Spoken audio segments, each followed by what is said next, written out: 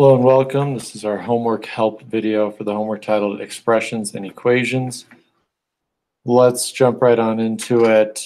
The first half of this homework is nothing but expressions. We can tell they're expressions because they've got numbers, variables, operators, but no equal signs. Therefore, the only thing that we can do to them is simplify them.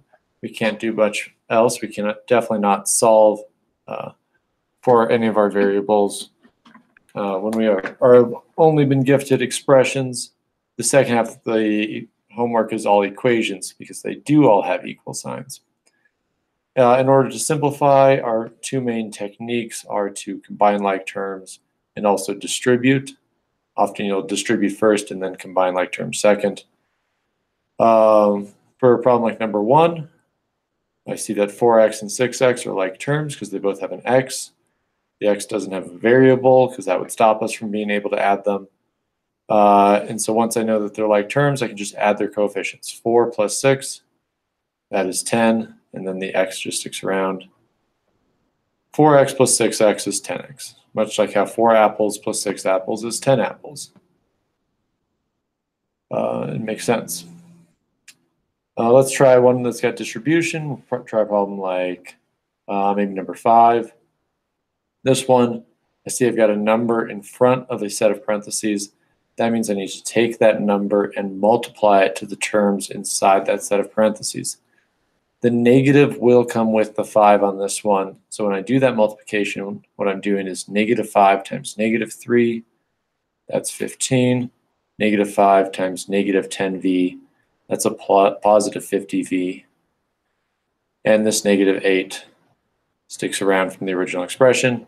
Now I've got some like terms that I can combine, this negative 8 and this 15, combined to be a 7. So now we get 7 plus 50v. Or you can flip that around if you want the term with the v in front. I'm just going to leave mine like that. Let's see. Number 11 is an interesting one because it requires us to distribute backwards and forwards and then combine like terms. It's got a lot of good stuff going on for number 11. This minus in front of a set of parentheses means we're distributing a negative 1. It's just going to flip the sign of everything inside. And yes, we can distribute backwards. This negative 4x needs to get multiplied to these two terms. Doesn't matter if it's in front or behind the parentheses. If it's multiplication, we need to be doing distribution. So this negative 1 gets multiplied to both of these. You get a negative 5 minus 4x. I'm going to flip those signs. Plus negative 4x times 10x becomes a negative 40x squared. The x's combined to become an x squared. Minus 24x. Now, with 3 different types of terms, I do want to get this one into standard form. The x squared term comes in front, negative 40x squared. Minus 4x and minus 24x become a minus 28x. And then the minus 5 goes to the end. Put a box around that. Double check I did that right. Negative 40x. Oh, they left it like this. I'd like to see that x term brought to the front. I guess, I mean, this is fine, but I think it's better to have your quadratic term in front. That's what's formerly known as standard form. Yep, I think that's good for this side. Solving. So now we do have the equal sign, so now we can figure out what the variable is equal to. And we do that by using inverse operations to isolate our variable. If I see a minus, I do a plus. Get rid of that 12 by doing a plus 12. These cancel out. We can draw a line through them if we want. We get m equals 12.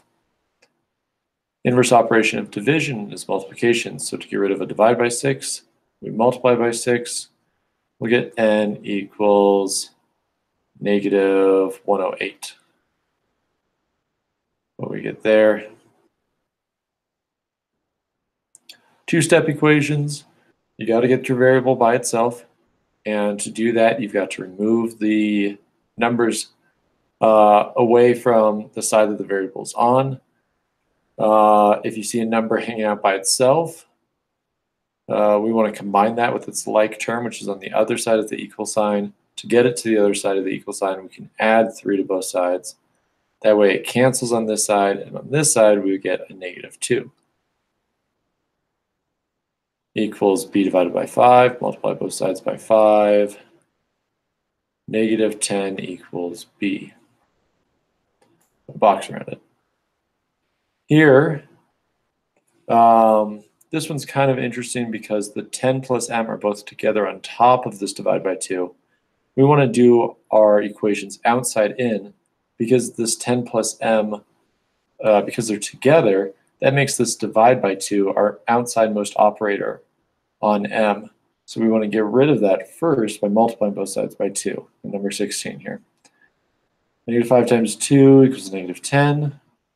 The right-hand side, we've got 10 plus m. Now we can get rid of this 10 by subtracting 10 from both sides. -20 equals m. But I guess it's probably more standard to flip that around and say m equals -20. Let's try one of these problems with slightly bigger numbers. We're probably going to have to combine like terms. Maybe something like number 19, where the variable's on both sides of the equal sign. That can make things a little bit more challenging. I want to distribute this 3. Very first thing, 32 minus 8n equals -15n minus 24. I want to combine my like terms, but they're on opposite sides of the equal sign, so you've got to use an inverse operation to do that. And I want a positive amount of n, so I'm going to add 15n to both sides to start.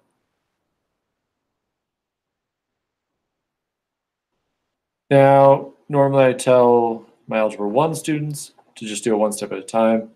I think you guys can handle doing an additional step here. We're moving the n's to this side, so let's move our numbers to the other side by subtracting 32 from both sides. And now let's rewrite our equation. -8n plus 15, that's going to be a 7n equals, so that cancels, -24 minus 32, that is 56, make it negative. Divide both sides by 7, and we'll get that n equals -8. All right, one more. Let's see. 22 looks kind of challenging. Go quick through number 22. Distribute the 2. Distribute the negative. -6x plus 8x plus 6 equals -4x plus 6 minus 5x. This here becomes a 2x when we combine like terms. On this side, we'll get a -9x when we combine like terms. Subtract a 6 from both sides. 2x equals -9x. You could keep going. It's becoming obvious what the answer is going to be. 11x equals 0, divided by 11, divided by 11, x equals 0. Is that right for 22? Yeah. I just spotted 21 has no solution. Let's just see how that appears when we are solving it. 4m plus 8 equals, distribute this 2, 4m minus 14. Subtract 4m from both sides. We get 8 equals -14. This is a contradiction, so there must be no solution. And remember, if the same thing happens, but you get a true statement, then it's infinite solutions. But we will talk more about that later. All right, that's it for this video. Have a good rest of your day.